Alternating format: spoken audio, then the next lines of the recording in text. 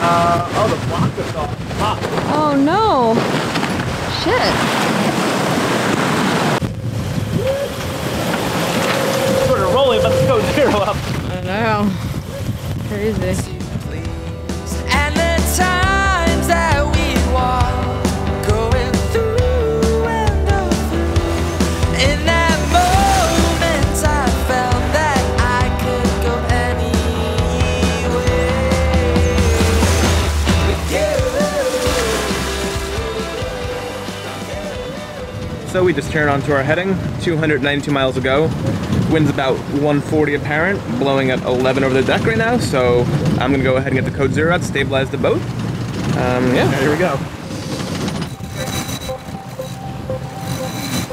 It's about 9 a.m. and we're starting out on our almost 300 nautical mile passage to Mexico. We said goodbye to the Dry Tortugas, our home for the last few weeks, as you saw last time.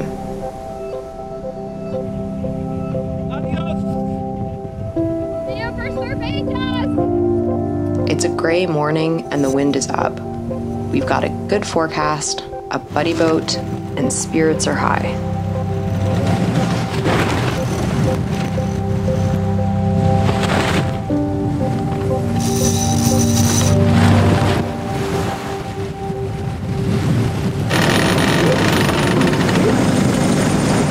Might have to scale a little bit, huh? It's funny, it seems like so much wind. How much wind do we have? 6 over the deck. Yeah. Well, I could try pulling out. yeah.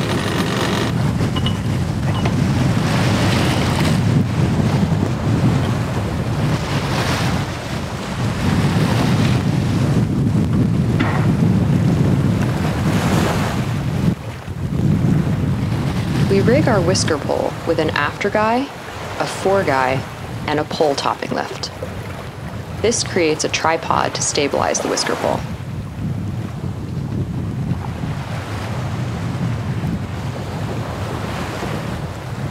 Without the pole, the jibe, a heavier fabric than the Code Zero, couldn't maintain a full shape in this light wind and choppy seas.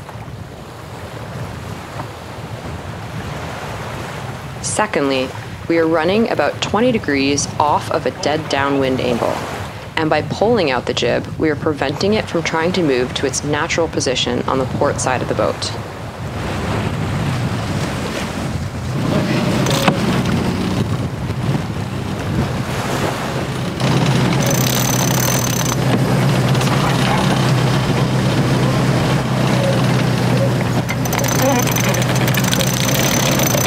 The jib's also coming out over there, right?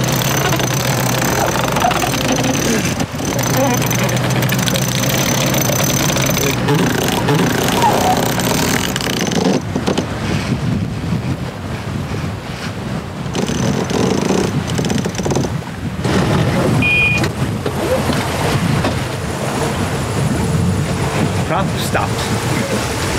Hi. Still going 5.8. 5.9. Pretty good. It's a pretty fast point of sail, these double headsails, you know? Yeah. Because we're in how much over the deck? 8. That's pretty. And for a cruising sail, though, that's very heavy right now. We want to do 6 1/4, I guess. That'd be there at 8 o'clock Saturday morning, which would be nice. We're doing 6-1 right now. Like it. There we go.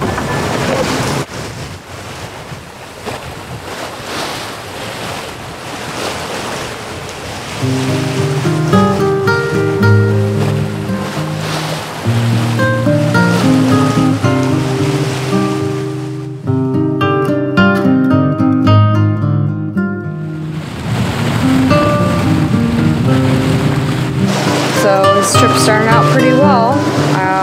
Pretty comfortable right now, even though we're in probably 3-4 foot waves, sometimes 5 feet.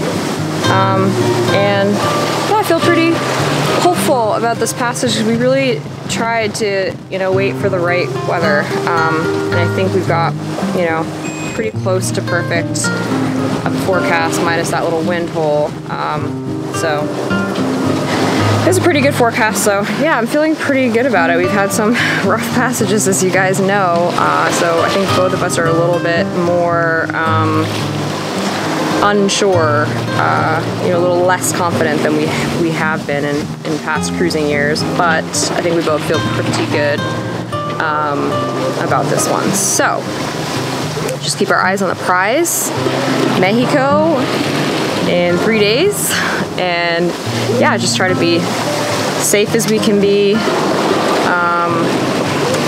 you know, cautious, conservative, all those good things, and just enjoy being out on the water, which I'm really looking forward to. Actually, I'm looking forward to sunrises, since I never get to see those normally, and yeah, maybe visit from some dolphins. We'll see. We don't know what's gonna happen. And that is the adventure part of it, so I'm excited for that. Yeah, so opening words for this one.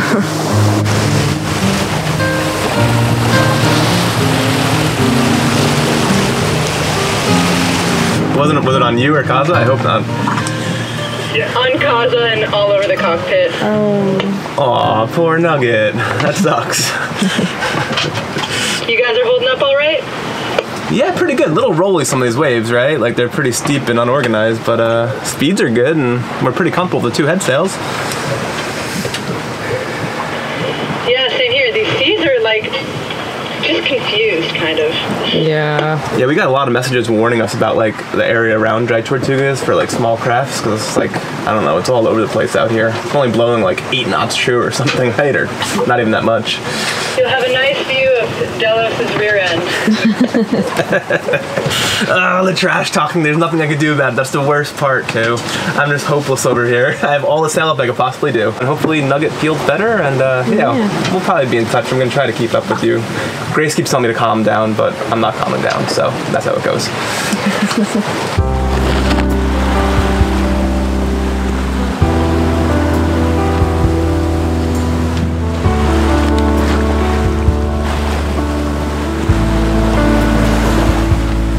So one thing I love about passages is the chillage factor. It's like not even 11 a.m. and I'm back in bed. It feels pretty good. I really enjoy reading offshore, so that's what I'm going to do now. A couple great books downloaded, and I'm just going to get into that and not feel guilty about it. It's a pretty awesome aspect of passage. I think Bill and I are going to kind of split the watches today and just, like, you know, share that for the day and then figure out what we're doing tonight a little bit later. Yeah, it's decently comfortable. Really big waves, so we're rolling a lot, but it could be much worse. I would like to catch Delos, but it doesn't seem like it's happening. They're not gonna let me. That is not happening. Seems that way, huh? They love torturing me with that. I can't believe Nugget puked. It sucks. I feel bad for her. Like, what a sad little day for a baby, you know? Like, she's probably over it already. True, but she might be like, yeah, she's probably tired. Like, she doesn't understand why her home's moving around. I don't understand why my home's moving around. She isn't that interested in tacos and margaritas in Mexico. She's probably perfectly happy with that beach and dry tortugas. Nah.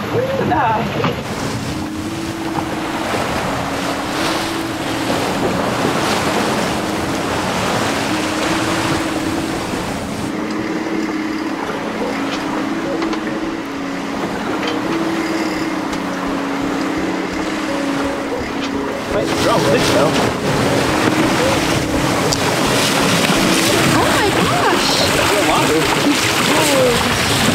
Oh, like that.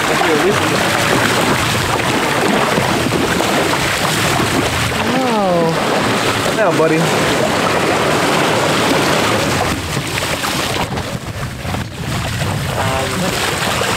Anything else?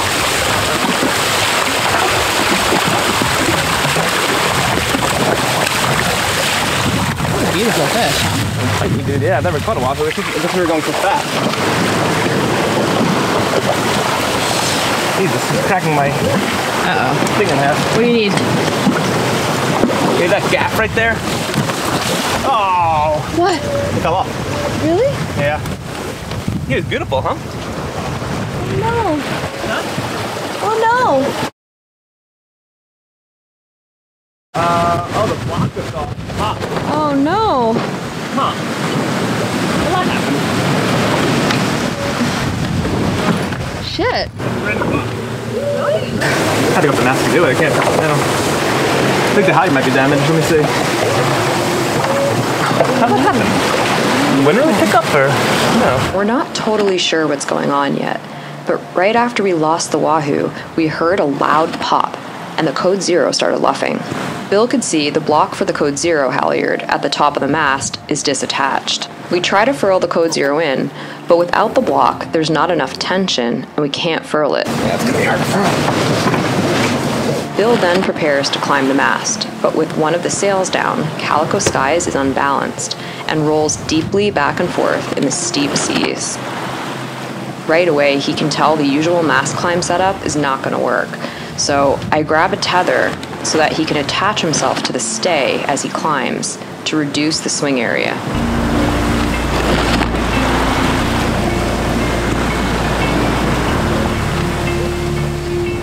Once at the top of the mast, Bill is in position to free the sail, which he will do by pulling the halyard shackle. I will then be responsible for pulling the sail on board, which is more challenging than it looks. As soon as Bill releases the giant sail, it has to be pulled on board quickly in order to prevent it from filling with water and getting ripped as the boat rolls in the steep seas. Sort of rolling, but the Code Zero up. I know. Crazy.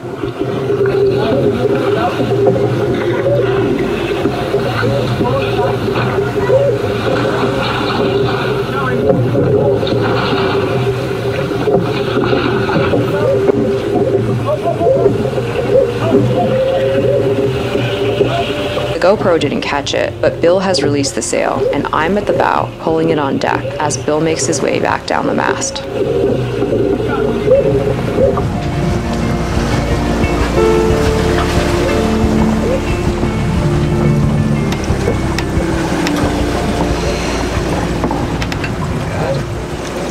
Yeah, if it's not one thing, it's something else, huh?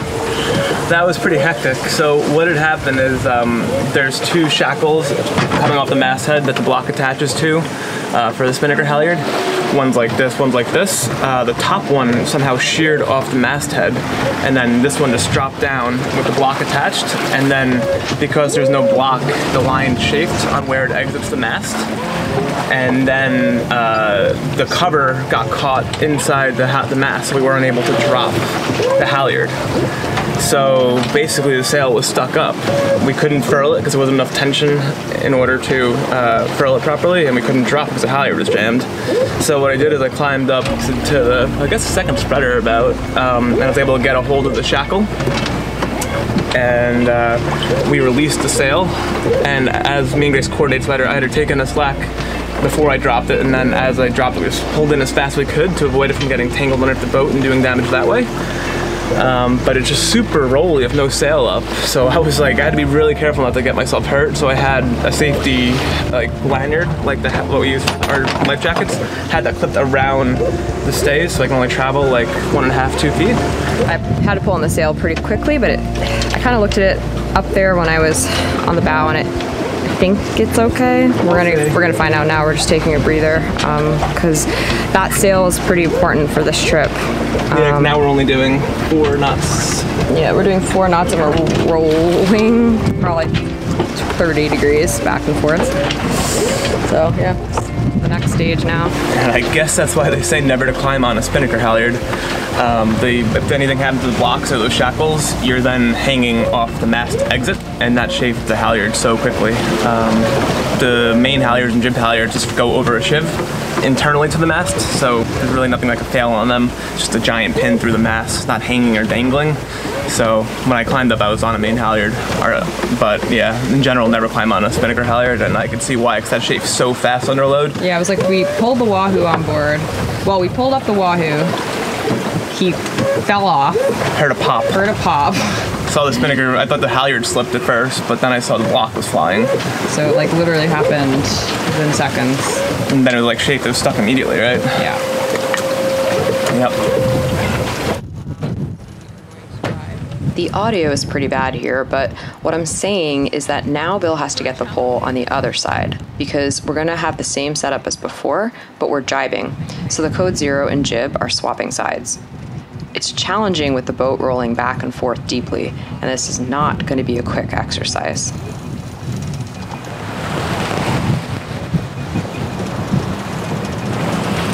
So we can do that because we have a spare halyard on the other side that we can use for the Code Zero. It just doesn't work that great for furling it up, but we don't have any choice with the angle of the wind. It's just the best sail configuration, and we're early on in our trip and we can't motor the whole time, so we're just gonna try and use it, and then we're just gonna have to be really careful when we furl it up.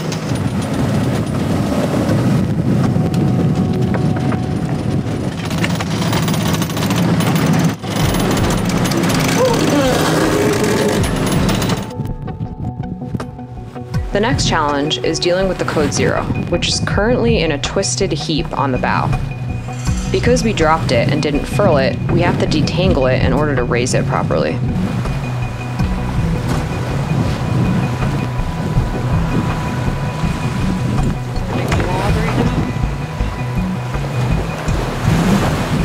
$132, yeah, I'm gonna try to go a little bit more right. We decided we're gonna go more downwind to reduce the apparent. I'm gonna hoist it and see what it looks like. So we're just gonna be yeah, we'll see. It has a couple of wraps on it.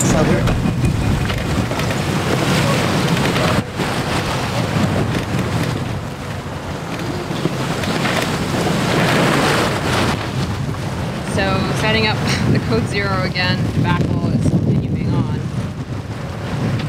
We did see a twist when Bill was trying to get it up. So now we're just trying to lay it out on deck and untwist that twist. It's actually a couple twists, but they're kind of in the same spot.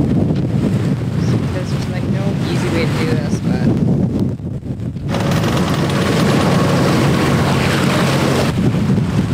following the red tape. yeah. Try not to let this.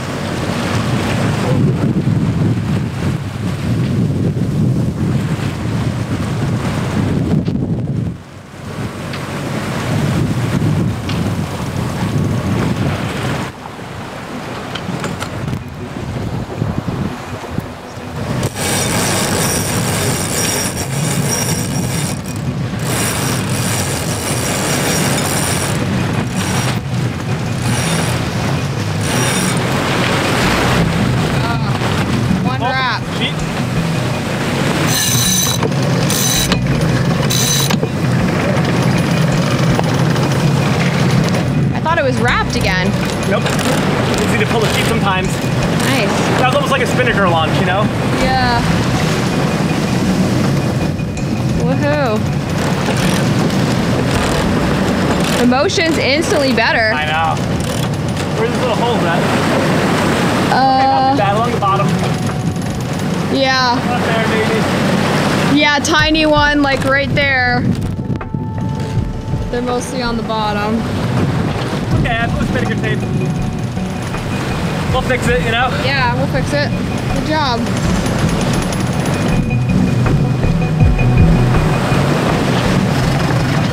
Wind kind of died, huh? I love that the wind just died. After all that. While we've been rolling in 6 to 8 foot seas for the past, oh my god, it's almost 4 o'clock. How many hours does that take? I think I got up around 1. 3.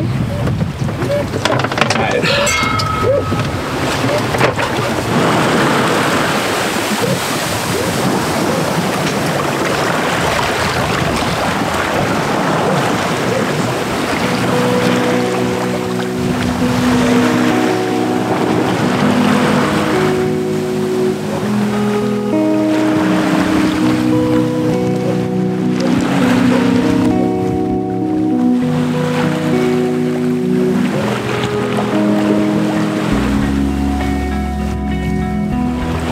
After that debacle, I'm going to dig into these nachos that our friends brought us over last night when they came to say goodbye. Some new friends that we met in Dry Tortugas. Seth and Madhu, really lovely couple. And these nachos are really good. So I'm going to do that. Bill's just going to recover, get under the fan, and drink some water. I am dripping sweat. So that was like, I think we started at 1 o'clock. That was like 3 hours of non-stop motion. Yeah. And now we have the wrong sail up. Yeah. So the wind basically died the minute we got the Code Zero up. Well, it must have been coming down, but yeah, we had to get that sail refurled anyway, so... No, yeah, I know. Now we can just wrap it up and we can put a kite up if we want to. Yeah. I'm gonna let it go for a bit. But we're only in 10 true, we were doing 15 true, so... So how fast are we going now? 4.6.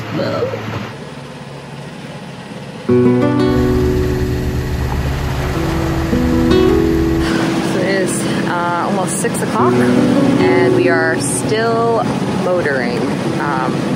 Pretty much once we got the Code Zero up, the wind died, and really being pushed by the Gulf Stream right now. We're in the middle of it, so we're at its kind of its strongest point. So we're getting pushed a little bit off our course, but as long as we don't get too far into Cuban waters, I think we're okay with that. We're about like 70 miles right now off of Cuba. So this is what things are looking like here. Got the same sail setup, but again, we are motoring. But wind should fill in eventually. At least it's calm and no more problems.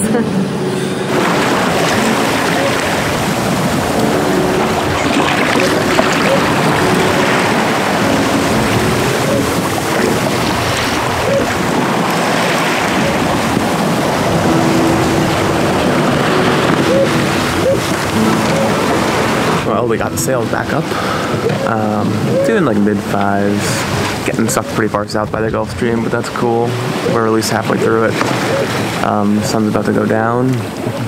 Pretty peaceful night out here now. After all that madness with the sail, but at least the engine's off and batteries are fully charged.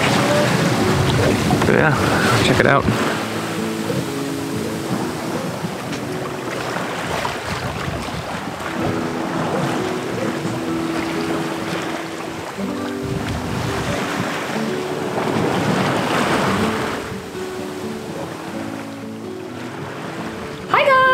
Hey there. Happy 100th episode. Wow, did you ever think we'd make 100 episodes when we started this? Oh my god, no, I cannot believe how far we've come. It's crazy. What a journey it's been. Yeah, while I was editing this video, I just kept thinking back to our first episode that we've ever made, which was our second transat crossing the Atlantic Ocean back from Europe when we started filming on our Google phone. And now 100 episodes later, the boat's in Panama. Yeah, lots of camera gear, boats in Panama, and we're looking forward to another ocean crossing, which is going to be Pacific whenever. Things are back to normal. Yeah, we're not sure yet on schedule, but it's kind of appropriate. 100 episodes in, the boat's in Panama in real time. As you can see, we are not in Panama.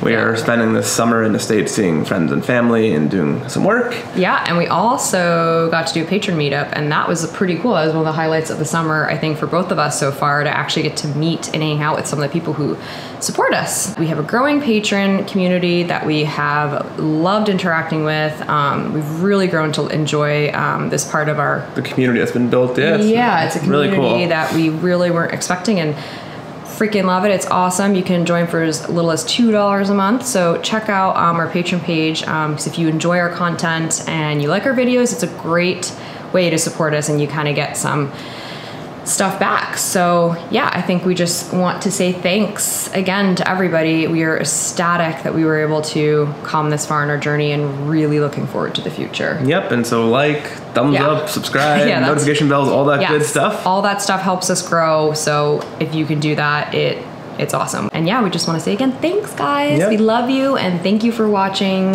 And yeah, we'll see you in the next episode. Yep, bye-bye.